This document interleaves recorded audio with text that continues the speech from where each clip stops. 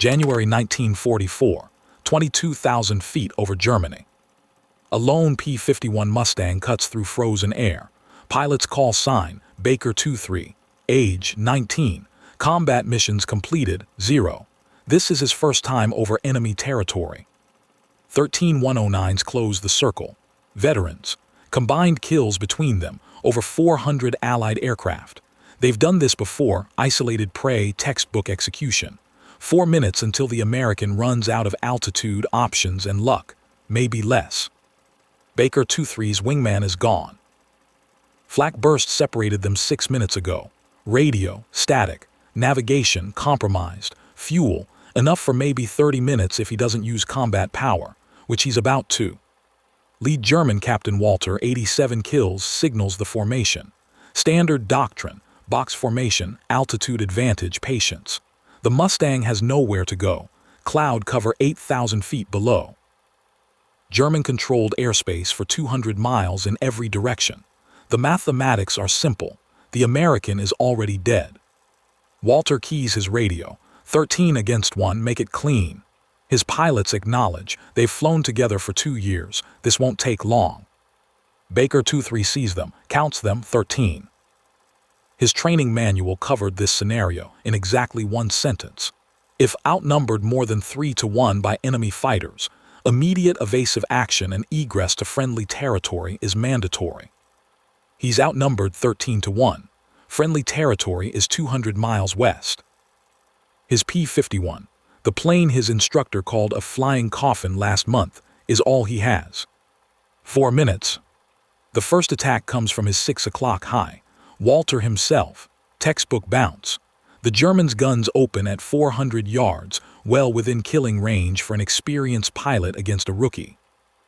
Tracers arc through the space where Baker 23's cockpit should be. The Mustang isn't there. It's 500 feet lower, wings vertical, pulling through what looks like a panic brake. Desperate, uncontrolled, the exact move a terrified rookie would make. Walter overshoots, loses the angle, keys his radio again. He breaks right, predictable. Miller, you have the shot. Miller's 109 rolls in.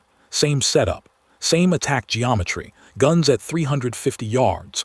The Mustang breaks again, opposite direction this time, then immediately reverses, then dives, then climbs. Random, frantic. Miller's burst misses. He pulls up hard, annoyed. He's scared, flailing. Third attack, fourth, fifth. The rookie keeps breaking, sometimes left, sometimes right. Sometimes he rolls inverted and pulls. Sometimes he goes vertical. Sometimes he dives, then climbs, then dives again. No pattern, no discipline, pure survival instinct. But he's still alive. 2 minutes gone. 11 more attacks. None connect. The Americans' brakes look wild, uncoordinated, like a man drowning. But every German gun sight arrives at empty air. Every firing solution disrupts at the critical second. Walter's wingman, Lieutenant Baker, 64 kills, breaks off his attack.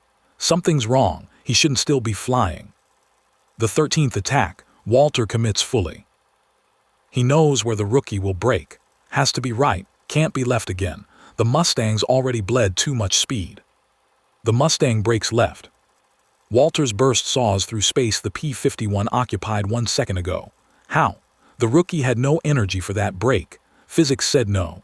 His training said no. 38 kills worth of experience said no. The Mustang did it anyway. Walter pulls off, checks his fuel, down to 30 minutes. He's burned 15 minutes trying to kill 1 rookie. His squadron, 13 of Germany's best, has fired over 4,000 rounds. 0 hits. He keys the radio. All aircraft, spread formation. He can't evade us all simultaneously. Bracket attacks, 3 at once from different angles. They execute perfectly. 3 109s, 3 different approach vectors, synchronized to eliminate any escape window. Doctrine says the American has to present himself to at least 1 gun. The P-51 goes vertical, straight up. Insane. He'll bleed all his speed, hang motionless, perfect target. Every German pilot knows this. Vertical climbs are suicide unless you have massive energy advantage. 2 109s follow him up. Easy kill. They'll stay with him through the climb, wait for his speed to bleed below stall, then finish him when he tips over. The Mustang doesn't stall. At what should be zero airspeed, zero options, it keeps climbing. Not fast, but climbing. The pursuing 109 start buffeting. Stall warning. They push their noses down, break off. The P-51 crests its climb, rolls inverted, pulls through. Now it's above them, accelerating down. Positions reversed. Baker watches from 2,000 feet away. That's impossible. We have him cold in the vertical and he just wins. Another attack. The rookie goes into what looks like a split S, rolling inverted, pulling toward the ground. Standard escape, but it costs altitude. The Germans can follow that. They've done it 1,000 times. Except the P-51 split S accelerates. Not just dives, accelerates like it's been shot from a gun. By the time the pursuing 109s roll inverted to follow, he's 1,000 feet ahead and pulling out at 400.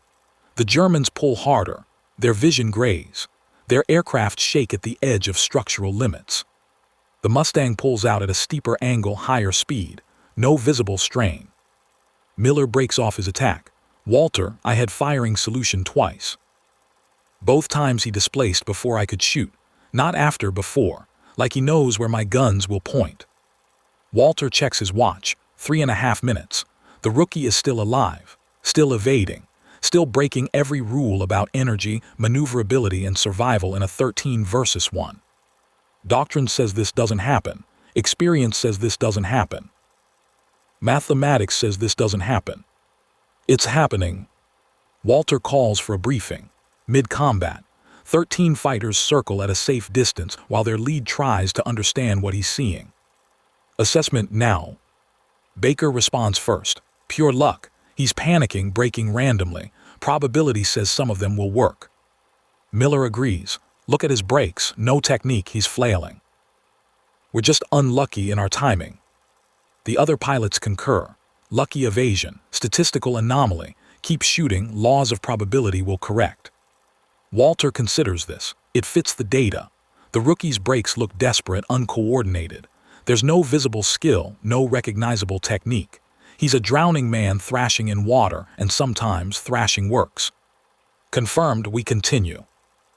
Probability favors us. He can't stay lucky.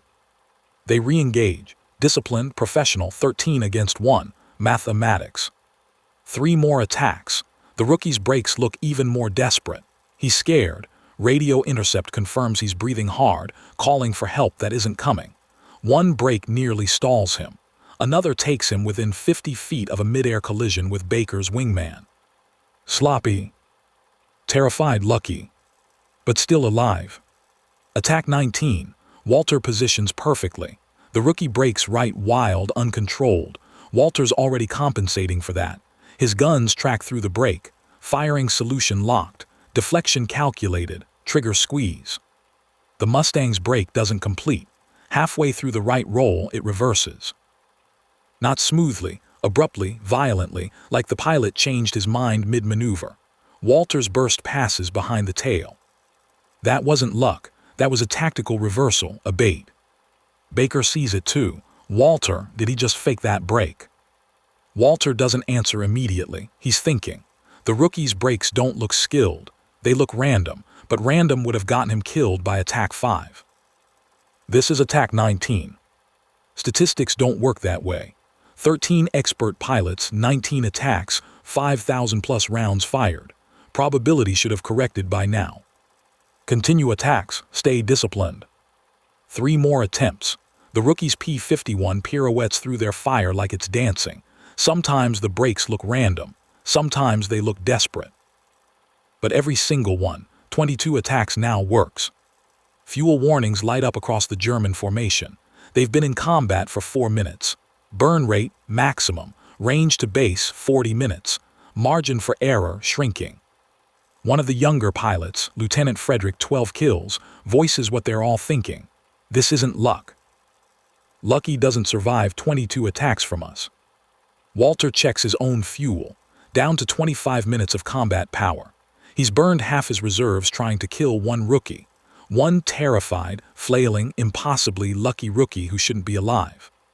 But luck, Doesn't explain the vertical climbs that don't stall. Doesn't explain the split-S accelerations that leave them behind.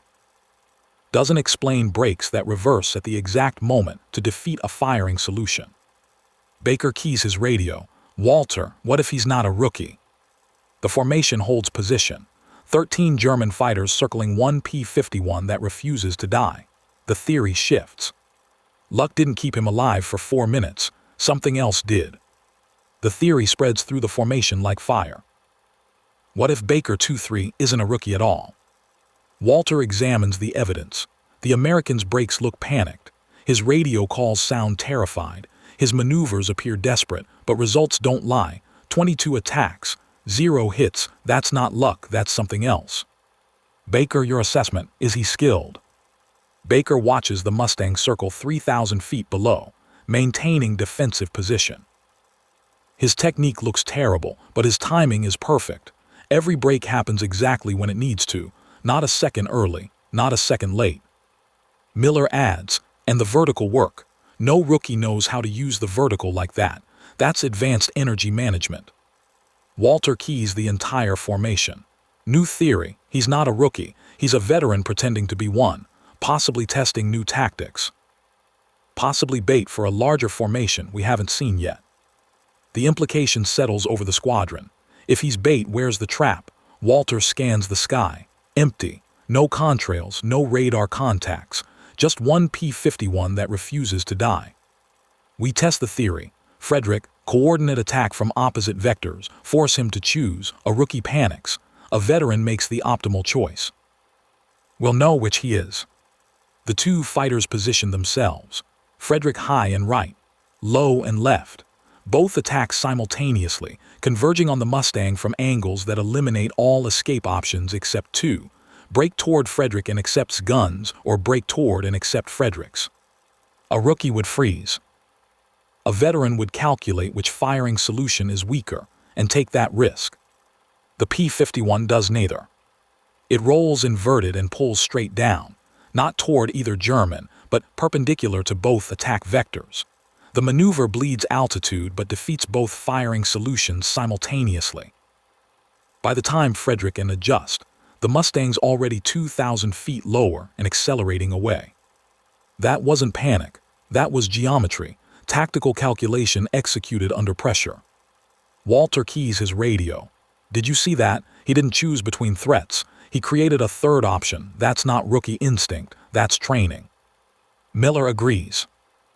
His maneuvers look sloppy because he's pulling them at the edge of the envelope, but the decisions behind them, those are expert level. Baker adds more evidence. Watch his energy management. Every time he goes vertical, he's trading speed for altitude. Every time he dives, he's trading altitude for speed. He's not flailing. He's manipulating the energy equation. The formation regroups at 20,000 feet. Below them, the P-51 holds position at 18,000, maintaining defensive geometry. Still alive. Still untouched. Walter does the mathematics. They've been in combat for 6 minutes. Fuel status, critical. His squadron has 20 minutes of combat power remaining, maybe less. The rookie, or veteran pretending to be a rookie, has enough fuel to run them dry and escape. All aircraft, maximum commitment. He's counting on us to preserve fuel and break off. We prove he's not a rookie by forcing him into a mistake only a veteran would avoid. The attack intensifies. All 13 fighters, coordinated assault, no fuel conservation. They bracket him from every angle, force him into impossible situations, push him to the limits of the Mustang's performance envelope. And every time he survives. Not through luck, through precision. His brakes happen at exact moments. His vertical reversals occur at exact airspeeds. His energy management operates on principles that rookies don't know exist. Attack 32. Walter has his best firing solution of the engagement. The Mustang's in a climb, speed bleeding, options narrowing. Walter's 109 is perfectly positioned. Angle, deflection, range all optimal. He squeezes the trigger. The Mustang snap rolls at the last instant. Not a standard brake. A violent, airframe-stressing rotation that displaces the aircraft 3 feet to the side in half a second. Walter's burst passes through the space where the cockpit was. A rookie wouldn't know that maneuver exists. A rookie definitely couldn't execute it under fire. Baker's voice cuts through the radio. Walter, he just did a Luftwaffe defensive snap roll. That's our technique. Where did an American learn that? Walter doesn't answer. He's watching the Mustang recover from the snap roll, immediately transition to a climbing spiral, maintain defensive position. The execution is flawless. The tactical awareness is exceptional. This isn't a rookie. Can't be. Nobody learns to fly like that in their first combat mission. Miller voices the conclusion they've all reached.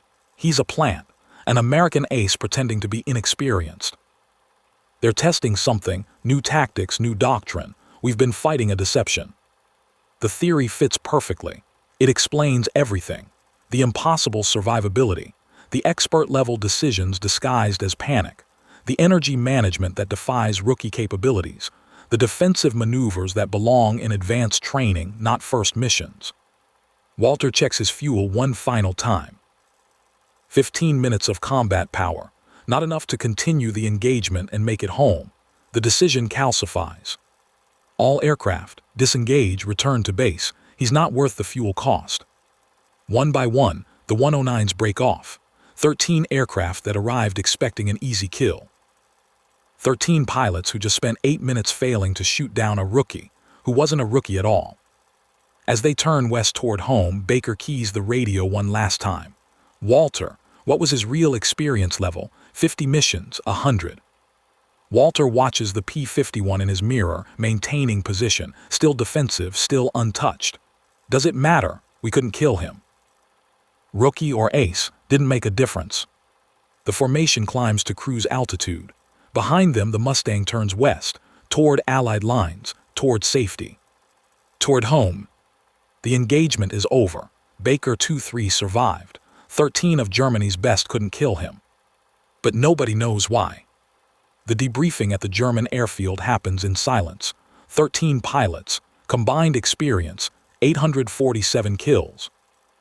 Combined result today, 0.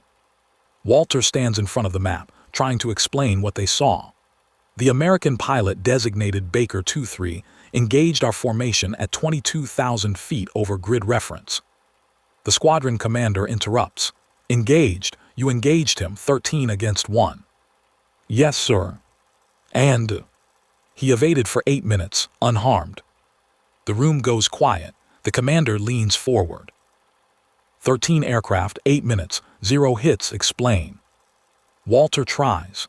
Initially we believed luck, statistical anomaly, but his maneuvers showed expert-level decision-making. We revised our assessment. He's likely a veteran pretending to be a rookie. You're telling me an American ace, pretending to be inexperienced, somehow survived your entire squadron? Yes, sir. The commander looks at Baker. You have 64 kills. Confirm this. Baker nods. Confirmed. His technique looked terrible, but his timing was perfect. His energy management was exceptional. His defensive awareness was beyond anything I've seen from a rookie. The commander turns to Miller. And you? Same assessment, sir. He has to be a veteran, no other explanation. The commander sits back. So we have an American ace flying a P-51, pretending to be a rookie operating alone over Germany. What was his mission? What was he testing? Nobody answers, because nobody knows. The theory makes sense. It explains the impossible survivability. It explains the expert decisions. It explains why 13 of Germany's best couldn't touch him. But it doesn't explain everything. Walter reviews his combat footage that night, frame by frame, every attack, every break, every maneuver. He's looking for the proof, the moment when the rookie reveals his true skill level. But the more he watches, the more confused he becomes. The breaks look random, the maneuvers look desperate. There's no visible pattern, no recognizable technique. If this is an ace pretending to be a rookie, he's the best actor in the Luftwaffe. Or... Walter stops the film, rewinds, watches one sequence again. The Mustang goes vertical, 2 109s follow. The P-51 shouldn't have the energy to sustain the climb, but it does. It keeps climbing while the 109 stall out. That's not tactics. That's not skill. That's not experience.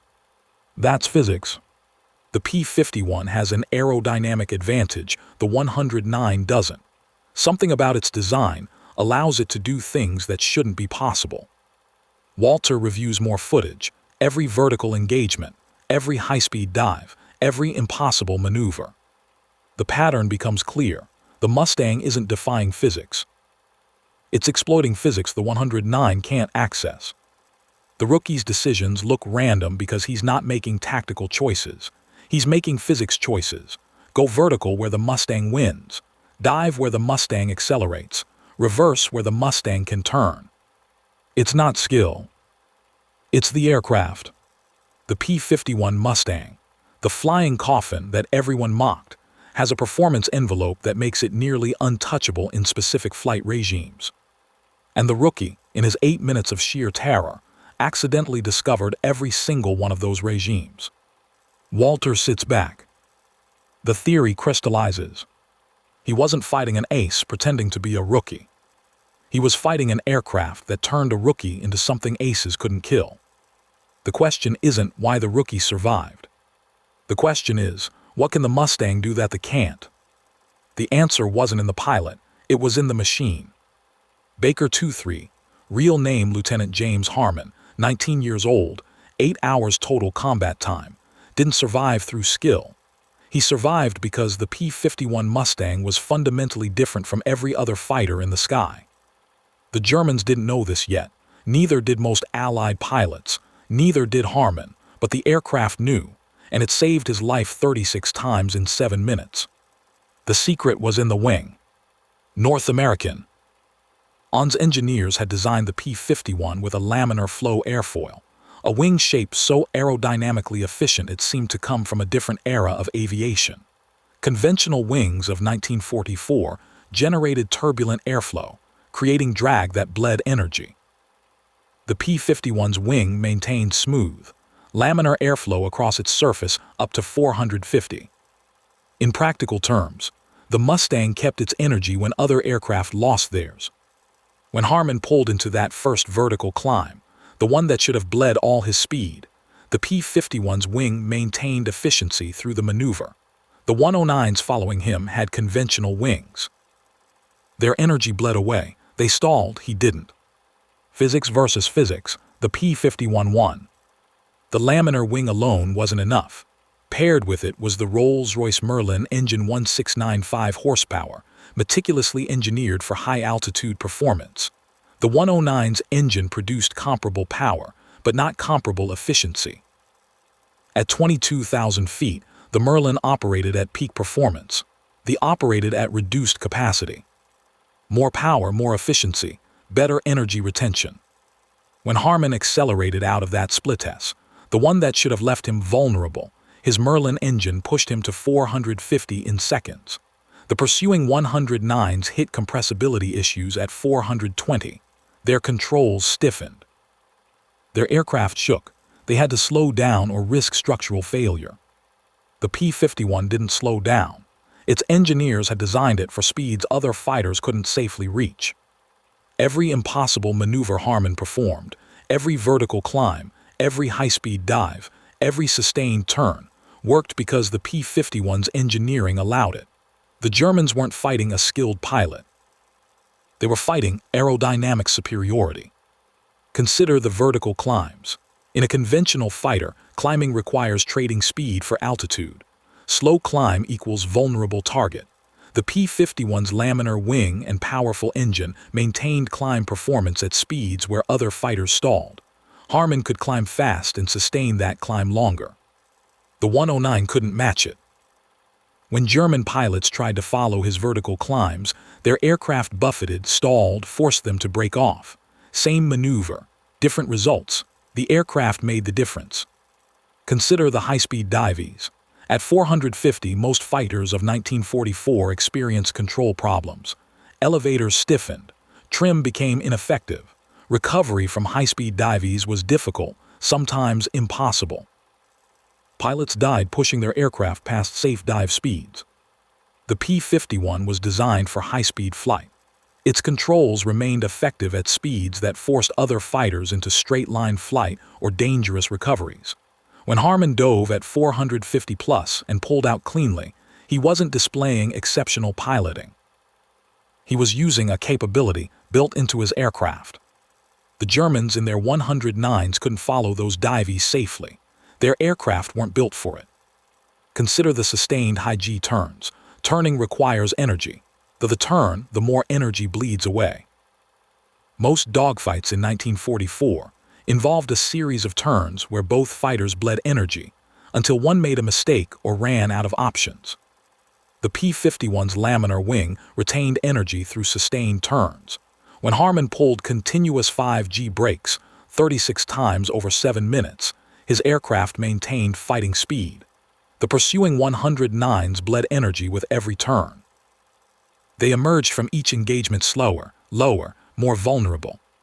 Same maneuvers, different energy retention. The P-51 kept fighting. The 109s had to back off and rebuild energy. The rookie didn't outfly 13 aces. The P-51 Mustang outperformed 13 109s. Harmon didn't know this. He was terrified. His brakes looked random because they were random, panic reactions, survival instinct, desperate evasions. He wasn't using tactics. He was using the only thing he had, his aircraft's throttle, stick, and superior engineering. Every time he pushed the throttle forward, full power, the Merlin responded with 1,695 horsepower at altitude. Every time he pulled the stick back, vertical climb, the laminar wing sustained him where conventional wings would stall. Every time he dove, high-speed escape, his P-51's design kept him controllable at speeds that would kill pilots in other aircraft.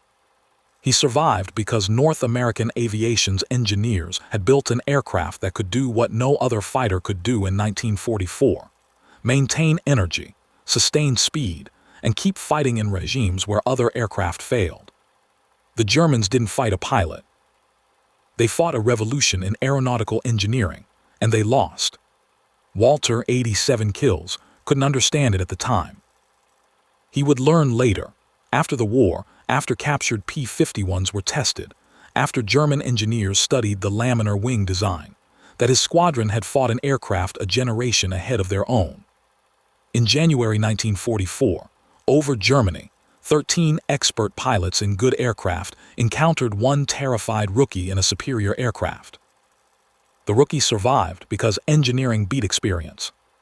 The P-51 wasn't a flying coffin. It was a masterpiece. The pilots who mocked it didn't understand what North American aviation had built. The Germans who fought it didn't understand until it was too late. Harmon landed at his base 2 hours later, fuel tanks nearly empty, aircraft undamaged. When his squadron commander asked how he survived, Harmon said, "I don't know. I just kept braking and it kept working." He was right, he didn't know. The P-51 knew. And that made all the difference.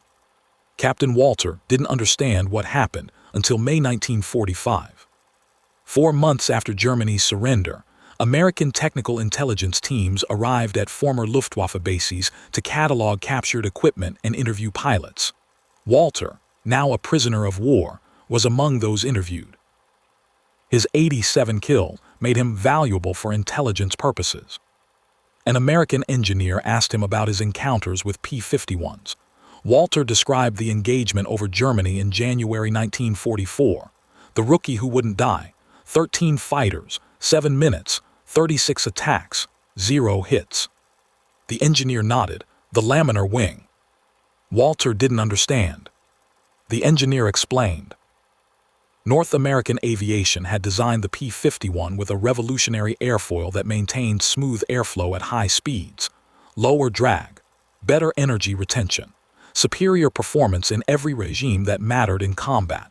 The 109, excellent as it was, used conventional 1930s wing technology.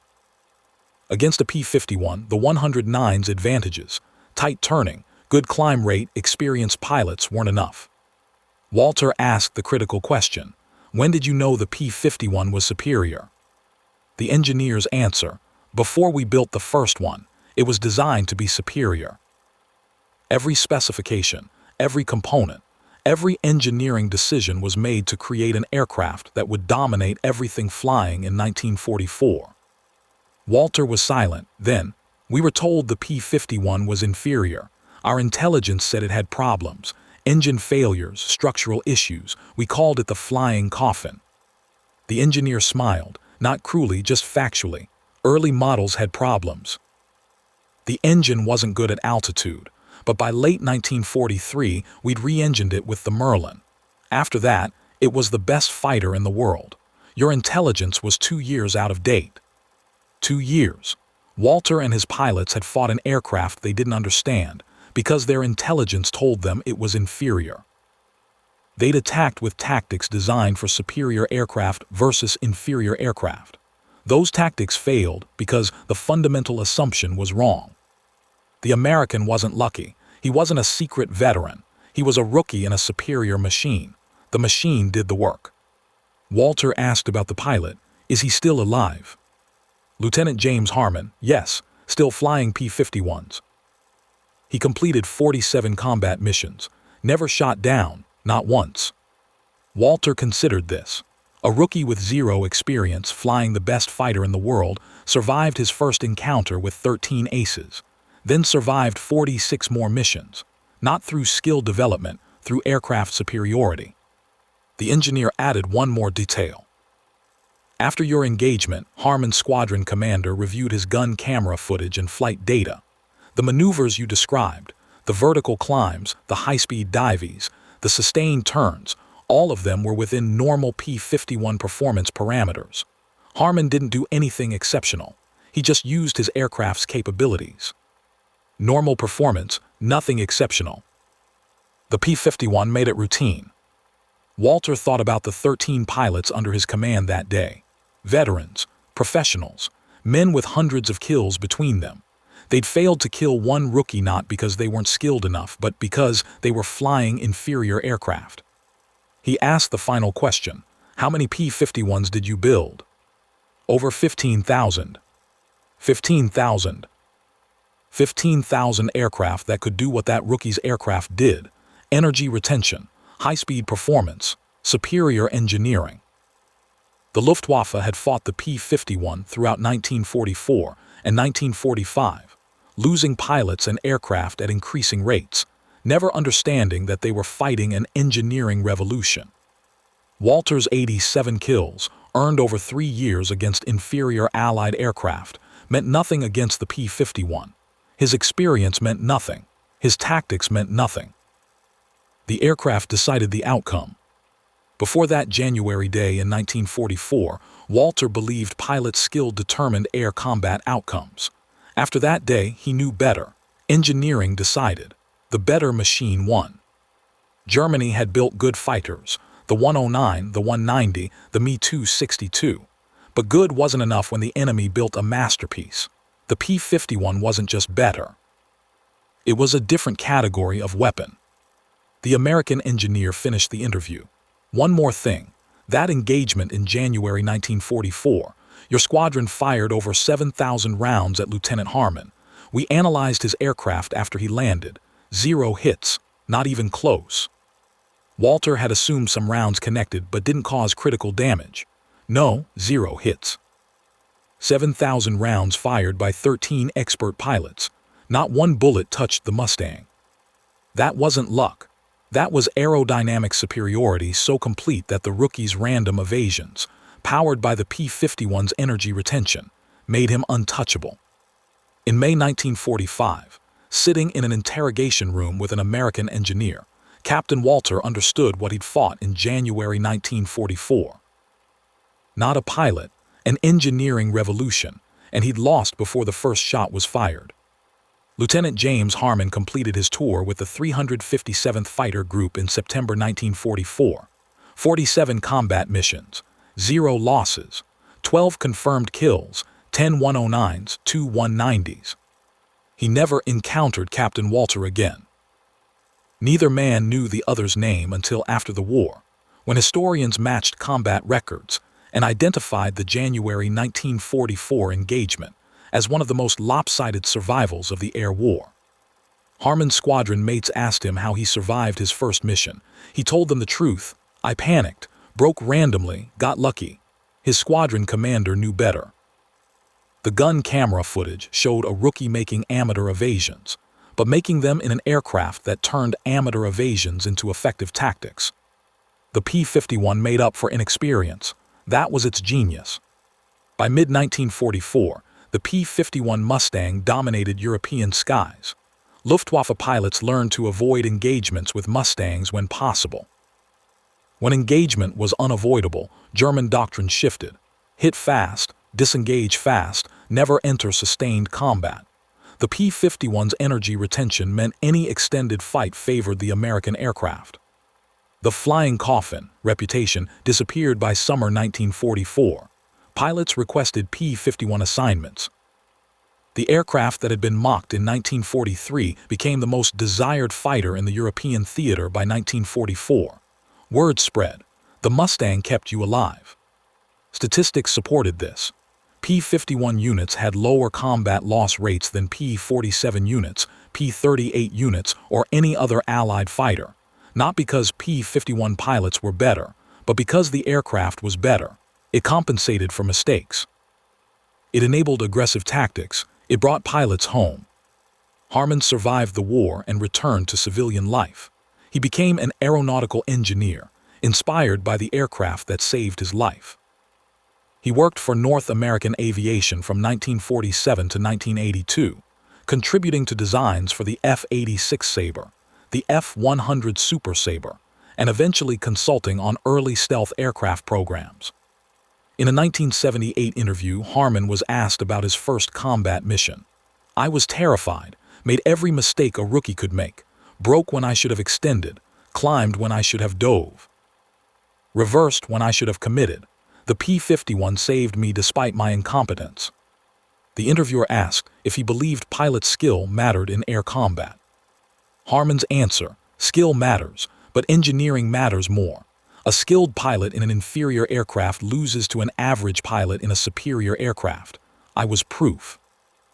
13 German aces couldn't kill me not because I was better, I wasn't, but because my aircraft was better. They never had a chance. He paused, then added, after the war I met German pilots who'd flown 109s. Good men, skilled pilots. They told me they respected the P-51 more than any other Allied fighter, not feared, respected. They understood what we'd built. An aircraft that changed the rules. The P-51 Mustang's legacy extended beyond World War II. Its laminar flow wing influenced jet fighter design in the 1950s. Its long-range capability, enabled by efficient aerodynamics and drop tanks, established the template for escort fighters. Its combination of speed, range, and maneuverability became the standard against which all fighters were measured. Modern air superiority fighters, F-15s, F-16s, F-22s, trace their lineage to design principles established by the P-51. Energy management, efficient aerodynamics, superior performance across all flight regimes. The Mustang proved these principles in combat. Every fighter since has followed that template. Walter and Harmon met once in 1983 at an air show in Dayton, Ohio. Both men were in their late 60s. Walter had emigrated to the United States in 1951 and worked as a commercial pilot. Harmon was retired from North American Aviation. They talked for 2 hours about the engagement, about what each man experienced, about what they understood now that they didn't understand then. Walter told Harmon, I had 87 kills when we met. You had 0. I should have killed you in the first 30 seconds. The P-51 wouldn't let me. Harmon responded, I made every mistake. You should have killed me 36 different ways. The P-51 corrected every mistake I made. Both men understood. The aircraft decided the outcome, not skill, not experience, engineering. They remained friends until Walter's death in 1991. At his funeral, Harmon gave the eulogy. He ended with this, Walter was one of Germany's best pilots. On January 12, 1944, he tried to kill me and failed. Not because I was better, because I flew a better aircraft. He understood this. He never blamed me. He blamed engineering. He was right. How did a rookie with zero combat experience survive 13 German aces for 7 minutes? The answer is simple. He flew a P-51 Mustang.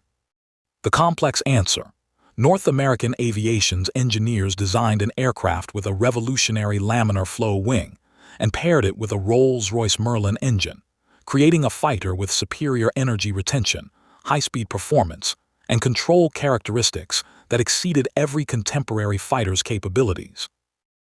This engineering advantage was so significant that it compensated for complete pilot inexperience against overwhelming numerical and tactical superiority. The true answer: engineering beats experience when the engineering advantage is large enough. This wasn't unique to the P-51. Throughout military history, technological superiority has overcome numerical and tactical disadvantages.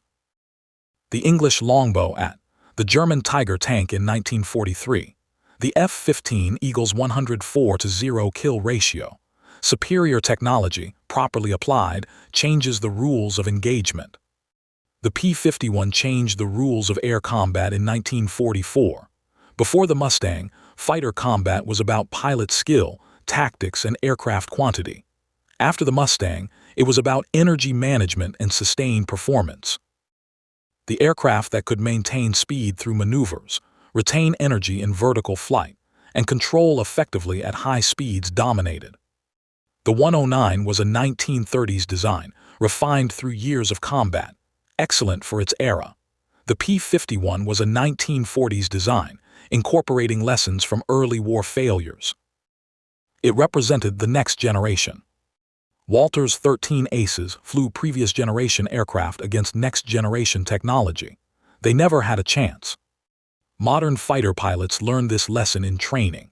Aircraft performance matters more than pilot skill when the performance gap is significant. An F-22 pilot of average skill defeats an expert pilot in an F-15 because the F-22's stealth, sensors, and maneuverability create an insurmountable advantage. The P-51 in 1944 created the same advantage over the 109. Harmon survived because he flew a fighter designed to dominate. The rookie didn't save himself. The Mustang saved him. Today, P-51 Mustangs still fly at air shows. Spectators watch them perform rolls, loops, high-speed passes, beautiful aircraft, graceful, powerful.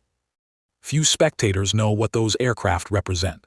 An engineering revolution that changed air warfare. The laminar wing that made a rookie untouchable.